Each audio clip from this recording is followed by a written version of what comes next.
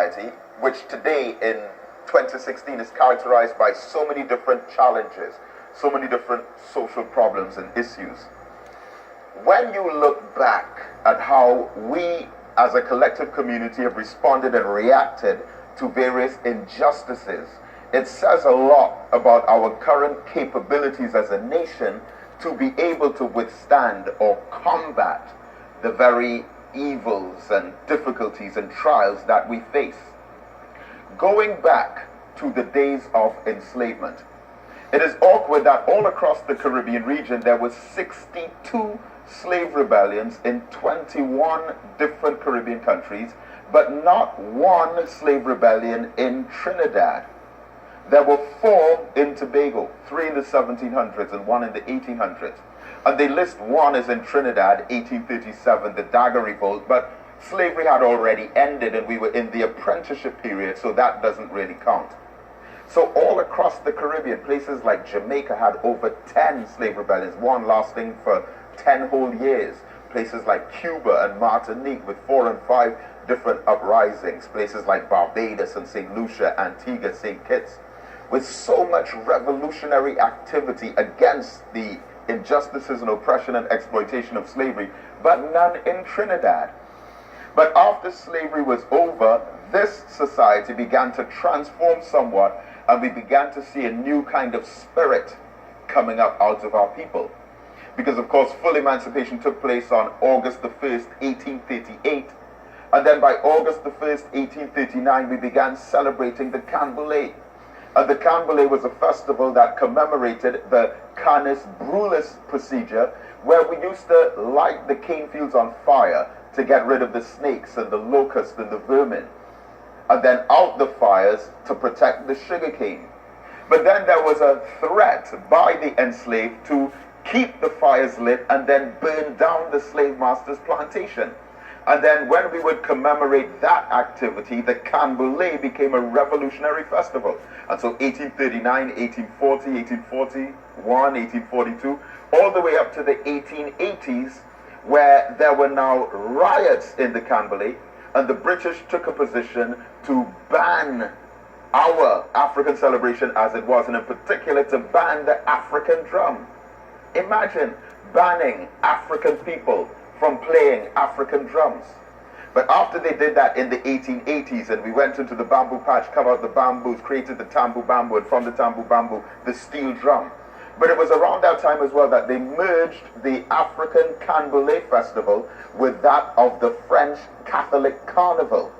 The Dimanche Gras and the Mardi Gras leading up to Ash Wednesday, Carne, meaning meat, Valet, meaning farewell. The carnival was goodbye to meat before the 40-day period of fasting for Lent. But the idea was to suppress the consciousness that was coming out of the festival, to suppress the message of liberation that was being taught through the songs, through the music, through the culture of the people. Our first known calypso at a time when we were speaking French, not English, in the 1800s, was a song called Ne de pas 6 ans. The calypsonian was Grosjean. And this meant we don't want another 6 years, as a protest song for the apprenticeship that they proposed for us as slaves. So when the 1880s came, you saw a kind of cultural transformation and an attempt to weaken the positivity of the message that was coming out and replace it with an entertainment-oriented kind of entertainment, music, dance, drama, stick fighting, etc. But in 1888, when the 50th anniversary of emancipation came about, that great attorney, Emmanuel Mzumbo Lazare, planned 50-year anniversary celebrations for emancipation, which were massive in Trinidad. But it also, again, took part at a place when they were trying to clamp down on ideas coming out through culture. And so, remember, we had absolutely no slave rebellions on the island of Trinidad. We had absolutely no violent uprisings in Trinidad or in Tobago, and several all across the Caribbean. But around that 1880s period is where we really began to turn and transform. Because not only did we have the Canboulay riots occurring a number of times in the 1880s, also on October the 30th, 1884, there was the Muharram massacre, which today is known as the Hosay riots, where in South Trinidad a number of people were slaughtered. And then this uprising began to send waves of concern throughout the nation. And then look at what began to happen. March 23rd, 1903, there were the water riots, where in Port of Spain, right across from where Woodford Square is today, which was Brunswick Square back then, they burnt the Red House, set it afire. The colonial police shot into the crowd, injuring hundreds of people, murdering 16 in cold blood, right there at Woodford Square. And then there was a commission of inquiry to see why it was that the people rose up in rebellion and burned down the seat of the government building. On July the 19th, 1919, after the end of World War I, there was a celebration in the Queen's Park Savannah for the black men from Trinidad who fought for the British in World War I. And on that day, hundreds of men came out. It also broke out into a riot because these men came back from the war and were treated like second-class citizens in a society where they were still unable to get employment, still unable to enjoy human rights and civil rights. And of course, this paved the way for Captain Arthur Cipriani, who said he was representing the barefoot man, starting and taking over and continuing the work of the Trinidad Working Men's Association. But in that same year, 1919, in the month of November, there was the waterfront riots, the same place where Hyatt Hotel is today, and the Parliament have their meetings on the seat of the waterfront. There were dreadful conditions for the men who used to work on the port, some who had to go almost a mile out to bring goods back in. And riot broke out twice in that year, 1919, and you saw the spirit of rebellion beginning to rise up in the consciousness of Trinidad and Tobago.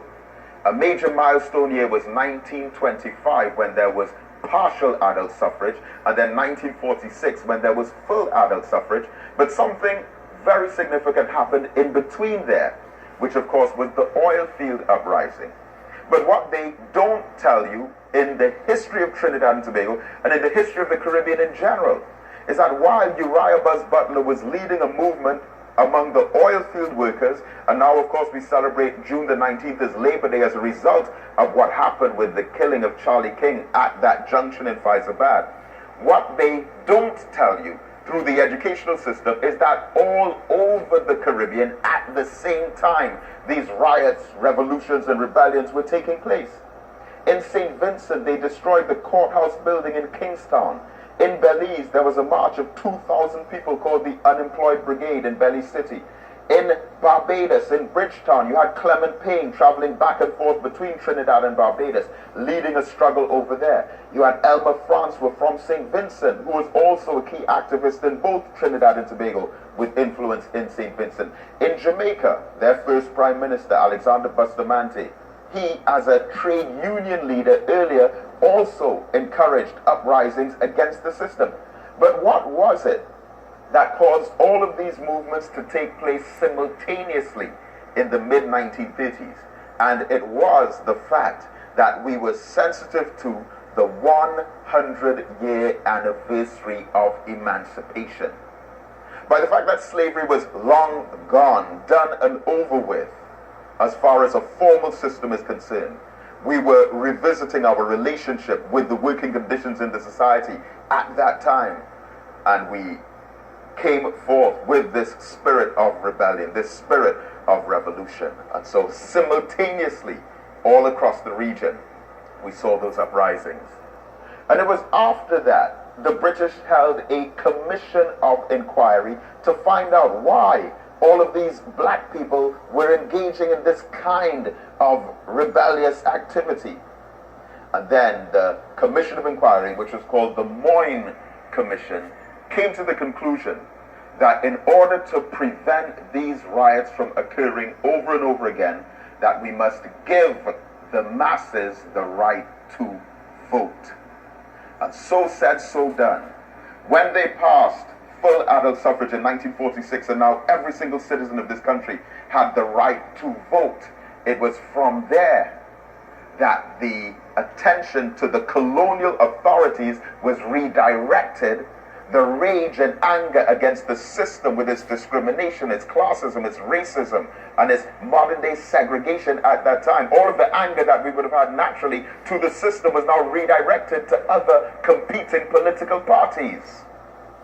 This was wisdom on the part of the old colonial master, because the same way that they used indentureship to create a rift between the majority African and Indian populations, to take attention away from the colonial authorities that were the overseers of both slavery and indentureship.